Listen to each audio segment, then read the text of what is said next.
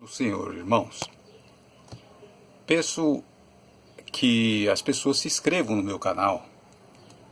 Eu preciso de inscritos para que o YouTube mande adiante esses vídeos. Preciso também de joinha, né? Likes, para que o YouTube mande adiante os vídeos, porque senão vai ficar estagnado, vai ficar parado. Então eu peço a vocês que dão um like e também se inscrevam no meu canal. O que eu vou falar aqui agora, como sempre no meu canal eu faço isso, sobre coisas que ninguém comenta. Não chegaram a essa conclusão.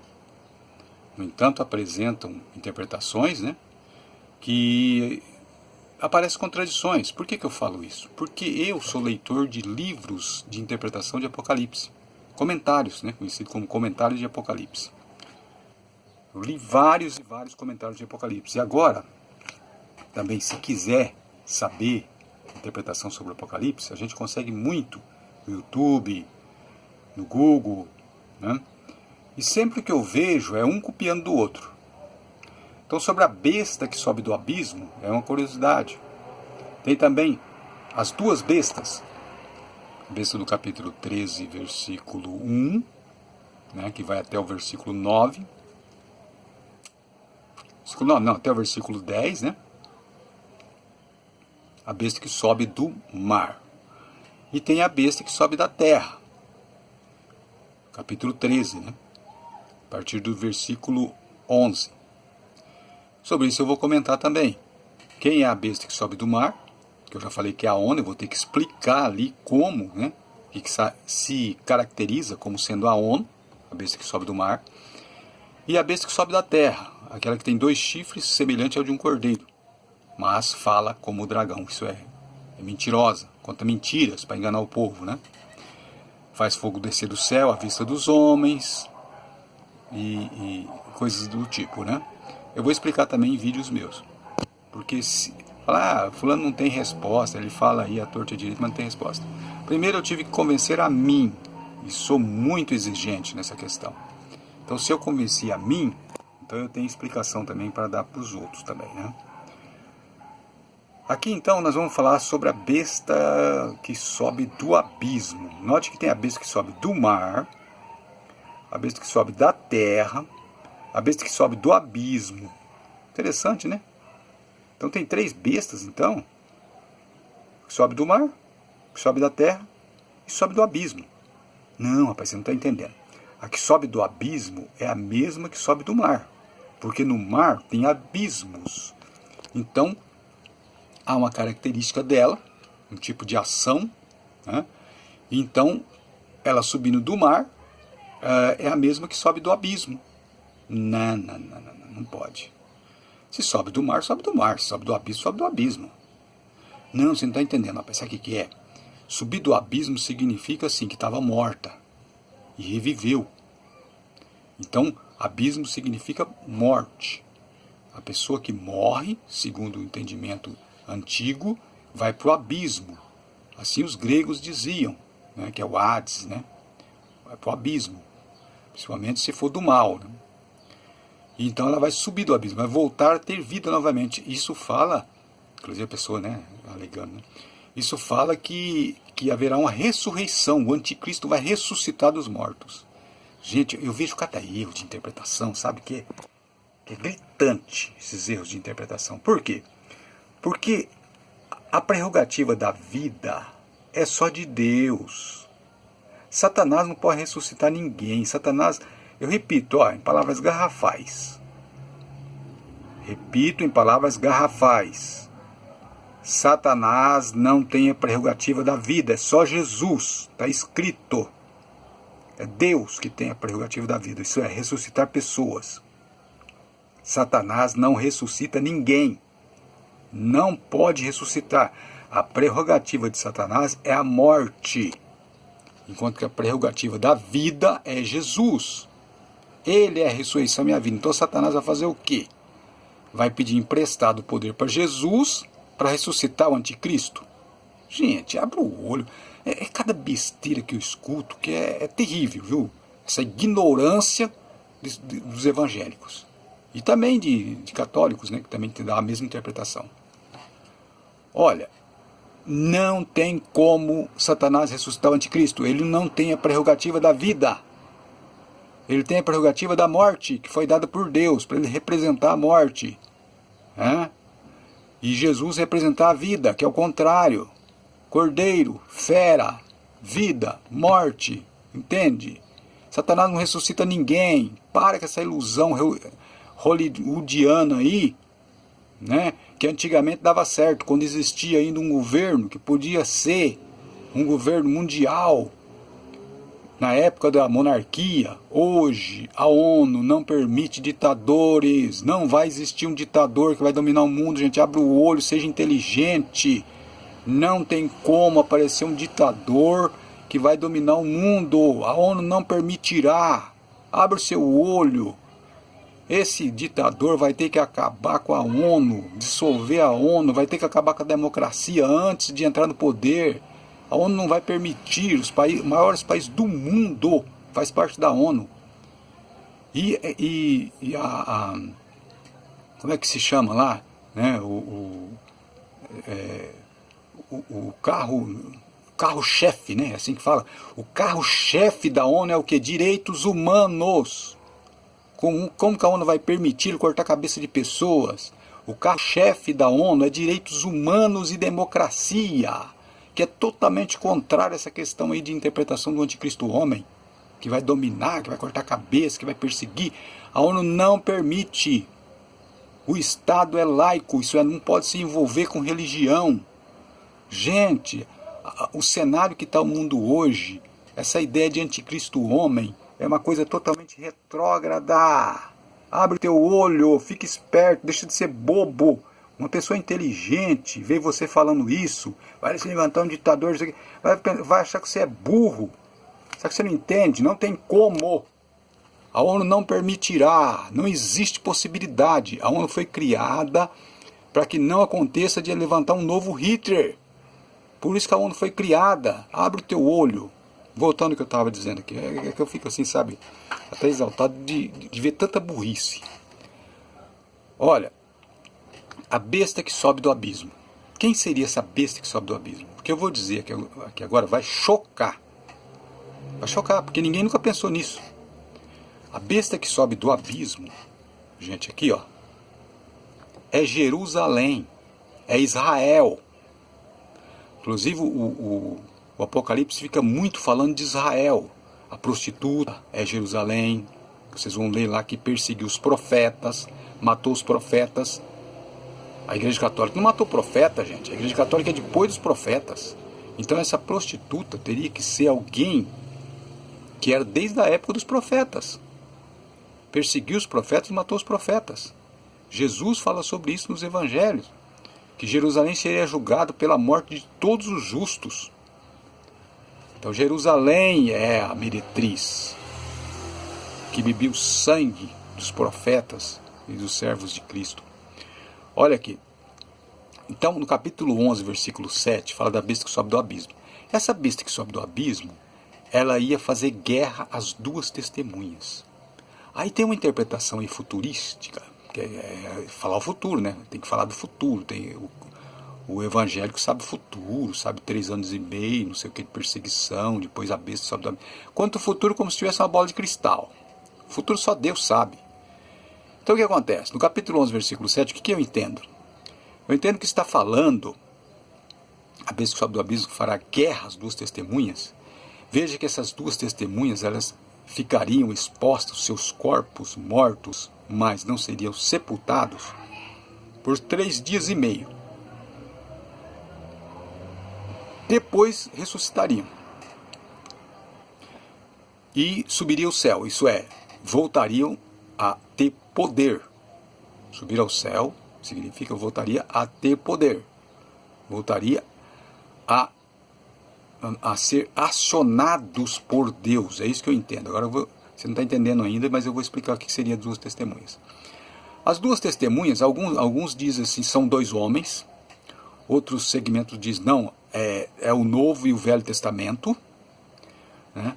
Mas acontece que nós temos que entender que o Novo Testamento, nesta época que foi escrito Apocalipse, o Novo Testamento não era ainda um livro né, ou livros que tivessem autoridade bíblica, autoridade escriturística. Portanto, as duas testemunhas ali, inclusive é usada a figura de Moisés e Elias, que dá a entender o quê? A lei e os profetas, gente. As duas testemunhas, a lei e os profetas. Como então a besta que sobe do abismo, que se diz que é Israel, Jerusalém, matou as duas testemunhas? As duas testemunhas você diz que é Moisés e Elias. Então Moisés e Elias foram mortos por Israel, Jerusalém? Não, gente. O testemunho deles, que está escrito, dava testemunho de Cristo, dava testemunho de Jesus. Então, se quisesse informações sobre se Jesus era o Messias ou não, estaria na lei e nos profetas. Jesus falou sobre isso. Mas eles, não aceitando Jesus, mataram o testemunho da lei e dos profetas. Por isso que fala assim: ficará seu corpo morto na praça da grande cidade, que espiritualmente se chama Sodoma e Egito. Espiritualmente, o que quer dizer isso? Que a interpretação tem que ser de forma espiritual, gente. Tem gente interpretando de forma literal, que é dois homens. Ali está falando espiritualmente, então o texto é interpretado espiritualmente. Espiritualmente, essa besta que sobe do abismo é Jerusalém. Por que sobe do abismo? Porque estaria morta. E na época que foi escrito o Apocalipse, foi no ano 90, 95, já tinha acontecido do Estado de Israel não existir mais, de Israel não existir mais. Foi no ano 70 que deixou de existir. Então estaria morto, acabado. Mas aqui está escrito que voltará. Olha lá, ó, no capítulo 17, 8, ó, a besta sobre o qual a grande prostituta se assenta. Era e não é. Ó, era e não é. E está para emergir do abismo. Por que era e não é? Porque era Israel, um país, né, uma nação, e não é mais. No ano 95 não era mais. Mas haveria de emergir do abismo. Isso é, voltar à vida. E não voltou à vida em 1948?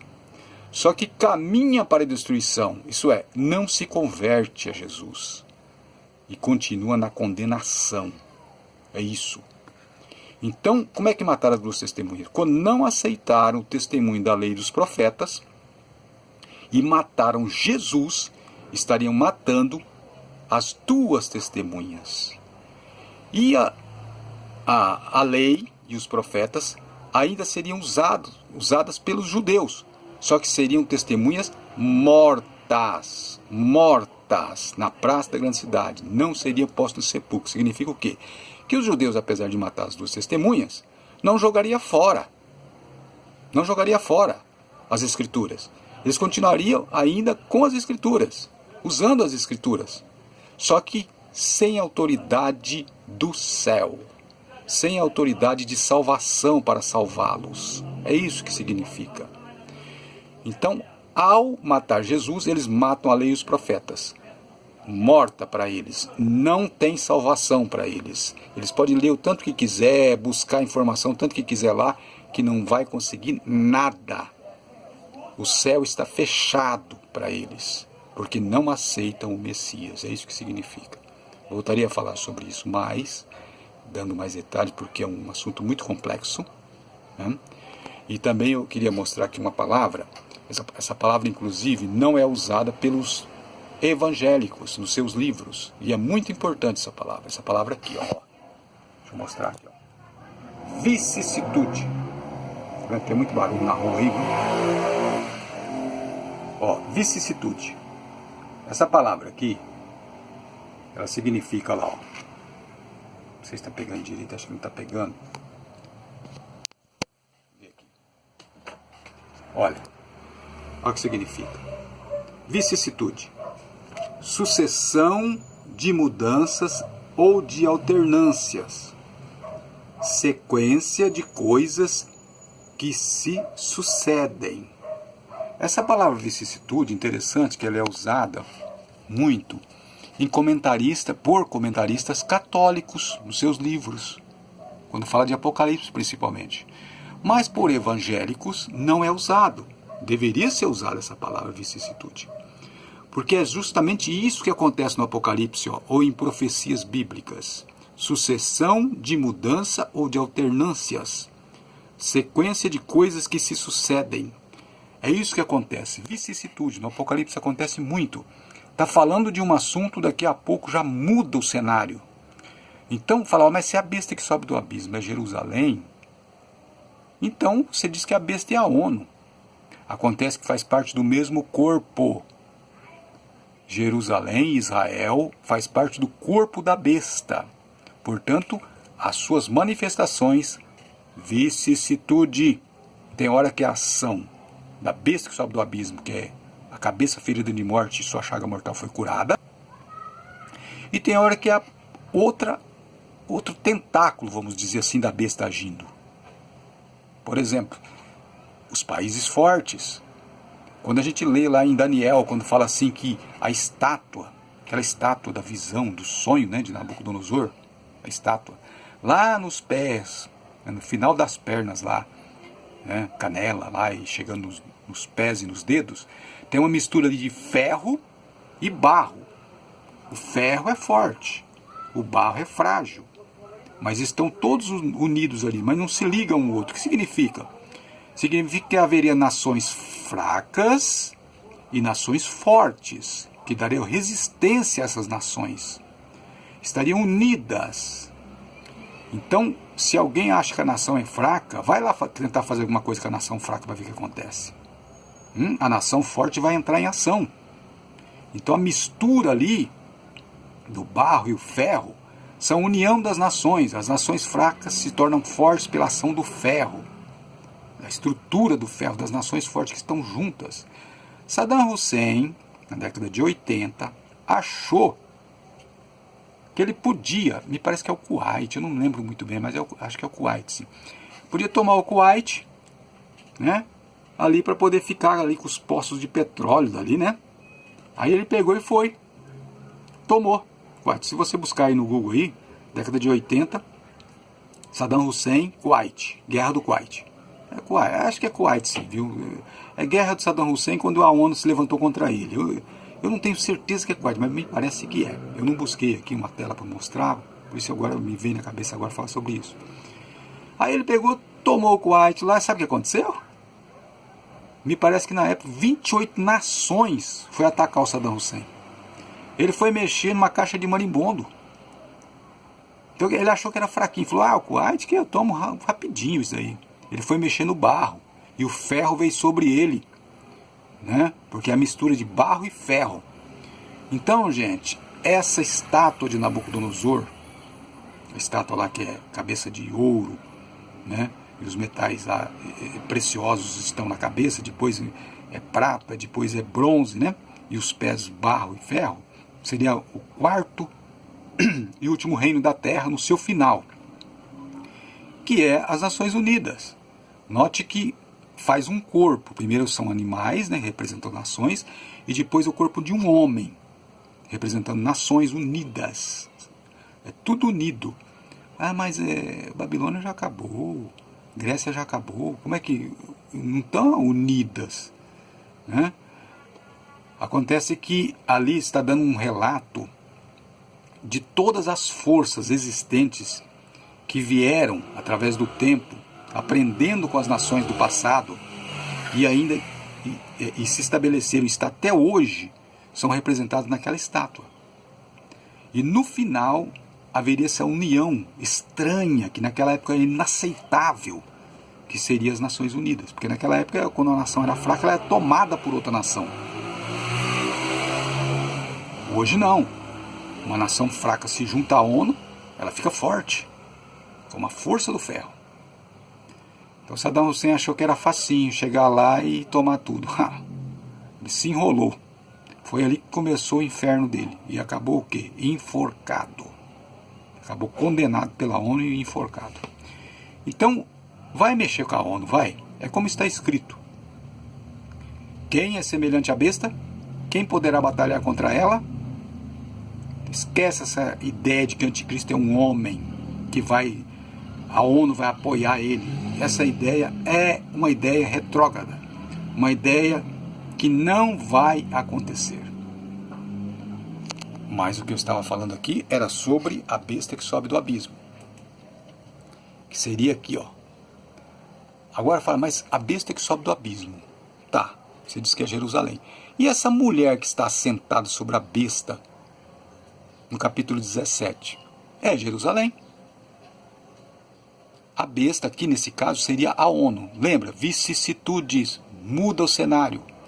Então a prostituta aqui seria Jerusalém, que se assenta sobre a besta. A besta conduz ela, a besta leva ela. Então Jerusalém está associada aos reis da terra, faz parte.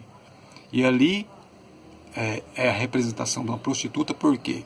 Porque ela era esposa de Deus, que matou seu próprio marido, e agora está associada às nações, dando de beber do vinho da ira às nações, e também é representado como uma figura de uma mulher assentada na besta, de 7 cabeças e 10 chifres. 7 cabeças e 10 chifres é o relato total dos 4 animais de Daniel.